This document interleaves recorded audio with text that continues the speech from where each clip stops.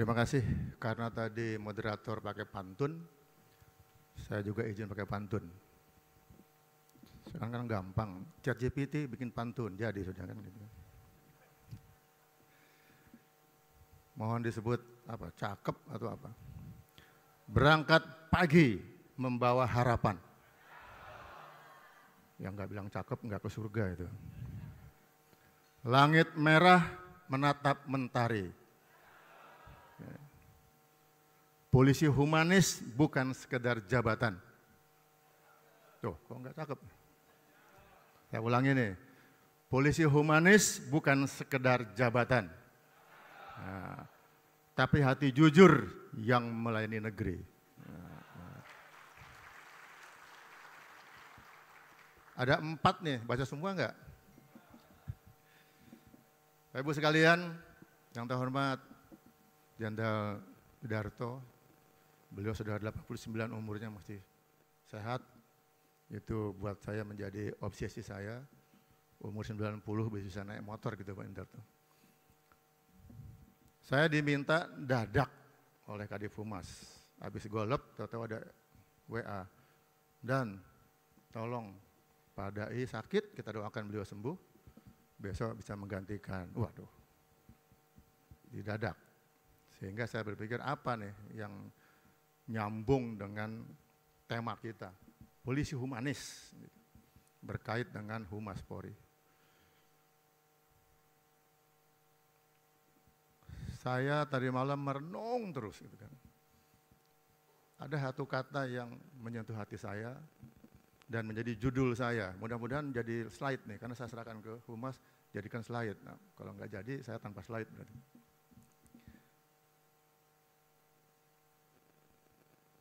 Masalah kejujuran. Itu satu kata yang saya ingin sampaikan di refleksi.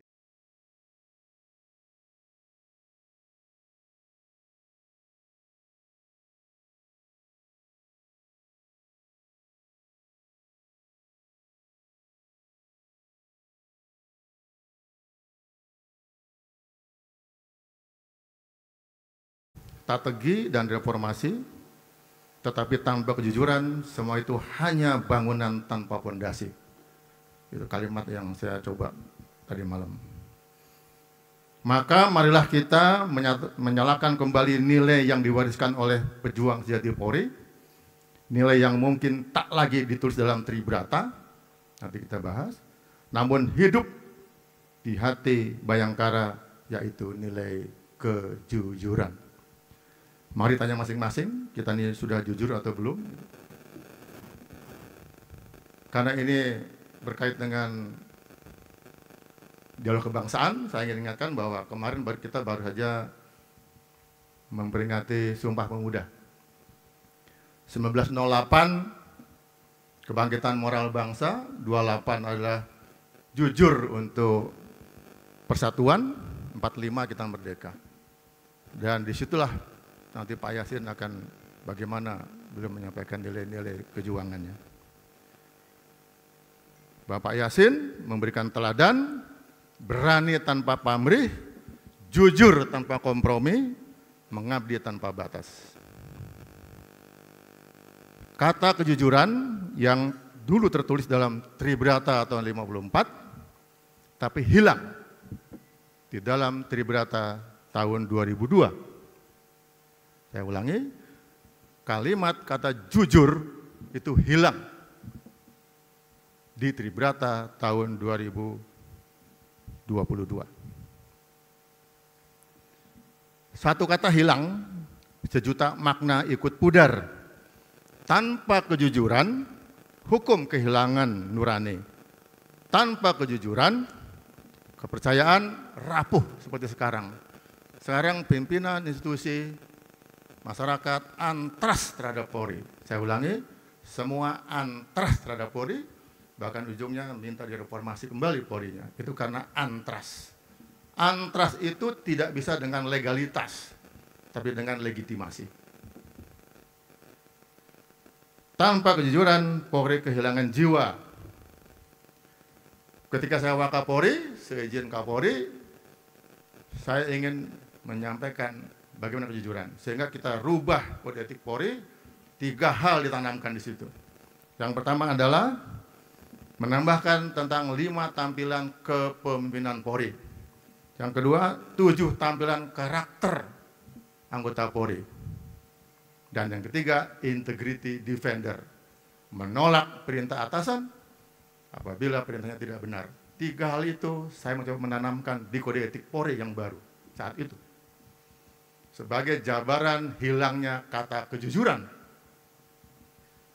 Sehingga 3 hal itu dimasukkan di kode etik Polri menjadi pedoman kita, kode etik kepolisian negara Republik Indonesia.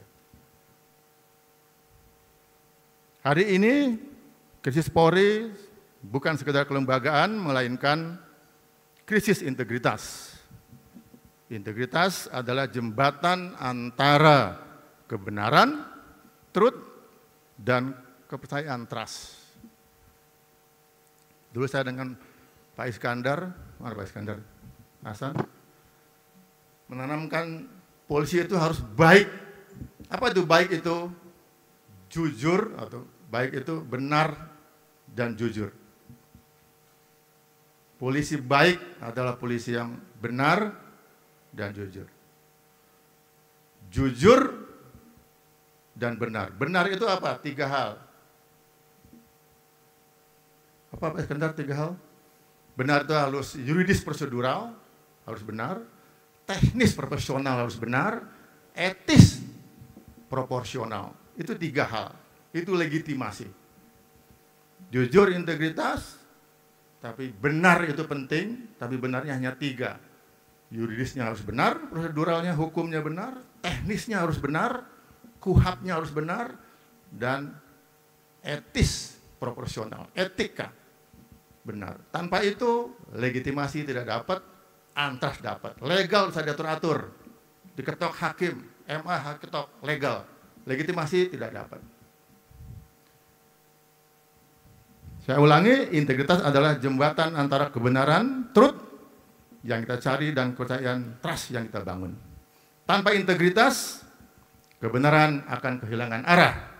Tanpa kebenaran, kepercayaan menjadi rapuh. Integritas bukan hanya sifat pribadi, melainkan fondasi moral sistemik. Jadi bukan pribadi, tapi jadi moral sistemik. Ya, polisi harus sistemik juga moralnya. Ia memastikan setiap tindakan Polri berada dalam garis lurus antara Tribrata sebagai nurani dan Catur Prasetya sebagai etos pengabdian. Di atas topi ada Rastra Sewa Kotama. Tapi karena sering pakai pet, jadi lupa Rastra Sewa Kotamanya. Yang berikut, kejujuran dan kebenaran adalah 2 pilar etika Bayangkara. Kejujuran adalah integritas diri, kebenaran adalah integritas realitas. Jujur soal diri, benar soal realitas. Jadi saya katakan benarnya harus yuridis, teknis, etis. Salah satu tidak benar, pasti masalah. Begitu ya Pak? Bayangkara sejati memadukan keduanya. Berkata jujur, berpikir benar, bertindak adil. Itulah sebetulnya polisi humanis.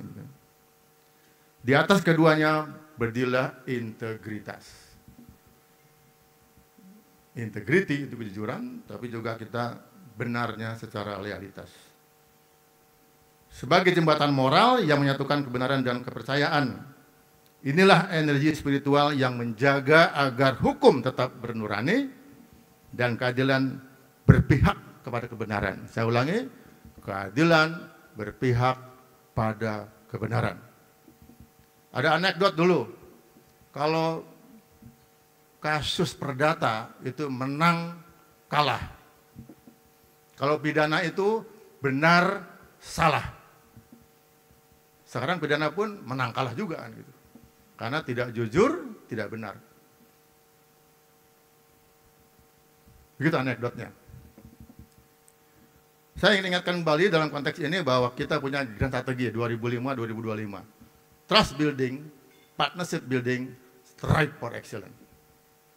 20 tahun dulu kita mereformasi diri kepolisian agar trust building, membangun kepercayaan, agar membangun kemitraan dan melayani dengan prima, pelayanan prima kepolisian. Namun, kepercayaan tak tumbuh tanpa kejujuran. Kemitraan, networking, rapuh tanpa nilai. Keunggulan, stripe of excellence, kosong tanpa moral. Itu yang terjadi sekarang mungkin. Jadi, tanpa jujur, tanpa nilai, tanpa moral. Sehingga antras. Karena ini secara sehat, Pak. Nanti dialognya kebangsaan, nanti Pak Didi yang nyampaikan. Sehingga saya berharap bahwa Grand Strategi Polri yang lalu harus menjadi dasar bagi Grand Strategi Polri 2026-2045. Sehingga reformasi tidak cukup struktural, tapi kultural dan moral. Tadi saya ingat sambutan ini bahwa diharapkan perayaan Humas ini tidak hanya protokoler, tidak hanya perayaan belaka, tapi betul-betul meminta masukan kepada Humas dan Polri. Reformasi sejati bukan mengganti struktur, tetapi menghidupkan kultur yang sudah ada di Tribrata, Tatut Prasetya, Kode Etik Polri. Struktur, dulu pelajaran di SESPIM, di PTIK, di mana-mana, miskin struktur, kaya fungsi. Wah, itu terbenam di benak kita. Sekarang terbalik mungkin. Ya, miskin fungsi, kaya struktur. Strukturnya besar jadi nggak efisien dan mungkin begitu, bisa saya salah. Harusnya kan miskin struktur, kaya fungsi. Jadi sedikit strukturnya, sedikit pimpinannya, fungsinya yang besar. Sekarang mungkin ya sama, kabinetnya besar, polisinya besar gitu kan. Dari kultur itu hanya bisa hidup jika integritas menjadi habitus baru Polri. Integritas personal melahirkan integritas institusional. Itulah energi sosial menuju kepercayaan publik. Itu harapan yang diminta oleh Kadif Humas bahwa kita bagaimana membangun kepercayaan, trust building kembali. Oleh karena itu saya nitipkan 3 hal, 3 prinsip nilai. Yang pertama, values for value. Nilai di atas segalanya. Di atas jabatan, di atas materi. Values for value. Sekarang ini justru no values, just status dan fulus. Bisa dikoreksi. Sekarang no values, no nilai-nilai, just status, rebutan fulus. Itulah bermasalah semua. APH sama, polisi, jaksa, hakim, lawyer, tangkepi semua. Karena dia no values, just status, dan fulus. Itu istilah saya, mohon maaf. Maka ayo sama-sama kita values for value. Kembali ke nilai. Agar bermanfaat. Jangan materi terus. Pangkat jabatan terus. Lupa values. Tribrata, Prasetya, dan sebagainya. Yang kedua, full komitmen, no konspirasi. Jujur walaupun sendirian. Saya dulu pernah ingat di Kalbar waktu serah terima jabatan. Karena tahu nggak itu anti KKN? Tahu nggak KKN itu apa? Apa tuh? Kere karena nanan. Wah gitu. Anggota bilang gitu, ya sudah, kere di dunia, kaya di akhirat. Saya gitu jawaban saya. Yang ketiga, integrity defender. Dulu saya tulisnya bukan itu, tapi melawan atasan untuk menjaga atasan. Itu dulu kalimat saya. Lawan atasanmu bila tidak benar, tapi tujuannya menjaga atasan dan institusi. Ternyata istilahnya integrity defender. Wah, gagah betul kan gitu. Ayo sama-sama kita menjadi integrity defender. Berani melawan atasan siapapun kalau tidak benar, tapi untuk menjaga atasan dan institusi. Lanjut. Ada 5 tampilan kepemimpinan. Ini bukan karangan saya lagi, ini sudah kode etik. Saya ingatkan saja kepada semua polisi. 5 tampilan, yaitu bintang 4 kah, Bintara terbawahkah? Dia tampil sebagai polisi pemimpin. Apa pemimpin? Menjadi teladan di levelnya. Yang kedua, melayani di levelnya, melayani subordinat, bawahan. Yang ketiga, menjadi konsultan yang solutif buat subordinat dan bawahan. Yang keempat, menjamin kinerja, quality assurance. Jadi kalau anak buah salah, saya yang salah, bukan nyalahkan ke bawah. Tapi saya yang salah, saya tanggung jawab. Itu quality assurance. Yang kelima, anti KKN dan gratifikasi. 5 hal itu yang ditanamkan masuk di dalam kode etik Polri, ada pasal-pasalnya. Jadi bukan omongan saya lagi sekarang. Ini adalah, ingatkan, ada di kode etik Polri, tinggal diikuti. Betulnya. Lanjut, itu secara pemimpinan. Sekarang sebagai pribadi, ada 7 tampilan keteladanan. Yang pertama, jujur dipercaya.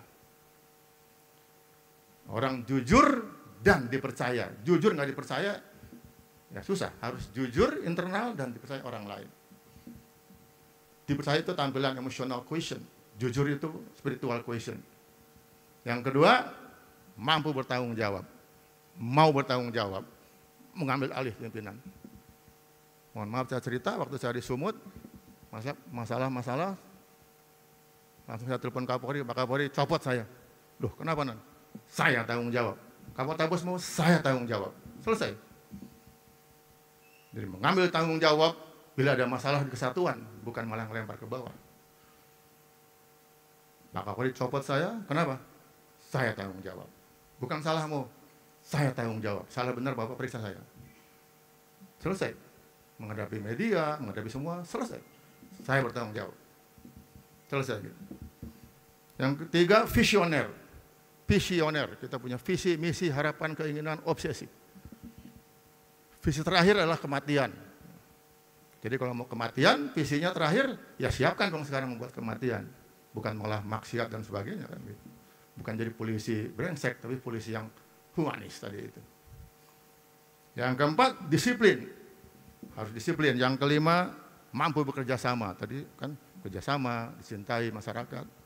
Yang keenam, adil dan peduli sebagai tujuan kita. Itu hal-hal yang menjadi bagian dari polisi humanis. Sudah tertulis semua di kode etik Polri, tinggal dibaca, didalami, masukkan di hati, bukan hanya di sini. Itu pertanyaan tadi, polisi humanis itu isinya. Sebagai penutup, saya tahu bahwa humas itu tidak hanya diemban oleh Kadif Humas, Kabak Humas, tapi diemban oleh semua anggota polisi. Bintang 4-kah dia, atau dia bintara terbawah sekalipun, dia adalah Humas Polri. Maka dia harus mampu menjadi humasnya Polri. Kalau yang lain, institusi lain, humasnya yang tampil. Tapi polisi tiap hari ketemu orang di lapangan, bintang 4-nya, pamennya, pamannya, bintaranya. Dia harus tampil sebagai humas. Saya yakin dengan jujur tadi itu, maka akan pede dan integriti. Tampil integritas. Karena itu, maka semua anggota Polri, bintang 4 sampai bawah adalah humas Polri di lapangan. Satu orang saja berbuat tidak benar, dia humas Polri. Tapi 500.000 orang berbuat baik, trust building, itulah humas Polri. Jadi saya tidak ingin bahwa humas Polri adalah divisi humas, tidak. Semua anggota Polri adalah humas Polri. Dia harus tampil di levelnya dengan penuh kejujuran dan integritas. Itu tantangan kita. Maka harus bergeser dari sekedar informasi menjadi transformasi moral publik. Dari citra ke nurani. Jangan ngomong-ngomong citra. Tampilkan nurani kita jujur, citranya akan terbangun sendiri. Dari komunikasi ke integritas. Ini pesan saya sebagai mantan Kadif Humas Polri. Maka saya ulangi, Humas Polri 5.0 bergeser dari sekedar informasi menjadi transformasi moral publik. Dari citra ke nurani. Dari komunikasi keintegritas. Itu kita sedang menyalakan kembali api kejujuran. Bukan untuk masa lalu, tetapi untuk masa depan Polri yang berintegritas. Bisakah Polri begitu? Humas bisa. Tapi kita ini subsistem. Polri subsistem. Bagaimana masyarakatnya? Saya juga dari masyarakat. Kebetulan saya dulu mungkin bapak saya galak tentara. Kalau nggak jujur kamu mati aja. Wah, itu tertanam betul di benak saya. Sekarang bagaimana masyarakat mendidik anak-anaknya? Calon polisi. Bagaimana pimpinan tertinggi terhadap Polri? Apakah diintervensi polisinya? Ya nggak bisa polisinya.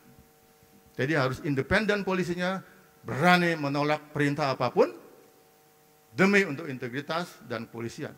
Bukan pribadi. Kamu copot, saya berhenti Pak. Begitu harusnya. Maka kita independen untuk kebenaran kejujuran. Itu kuncinya menurut saya. Di level apa saja. Mau Kapolsek, Kapolres, Kapolda, Kapolri. Perintah tidak benar, tolak. Tapi nolaknya harus halus. Jangan saya tolak, tidak begitu. Mohon maaf Bapak, kamu tidak loyal, saya loyal Bapak. Tapi enggak juga kan gitu. Bisa dikerjakan. Saya mengalami itu dan selesai, enggak ada masalah. Jadi menolak perintah untuk kebenaran, kejujuran dengan penuh etika. Itu sampaian saya. Jujur itu mudah. Saya ulangi, jujur itu tidak mudah. Tapi tanpa jujur, tidak ada yang mudah. Terima kasih. Wassalamualaikum warahmatullahi wabarakatuh. Waalaikumsalam warahmatullahi wabarakatuh. Terima kasih Pak Nanan atas pemaparan yang telah diberikan untuk membuka sesi saras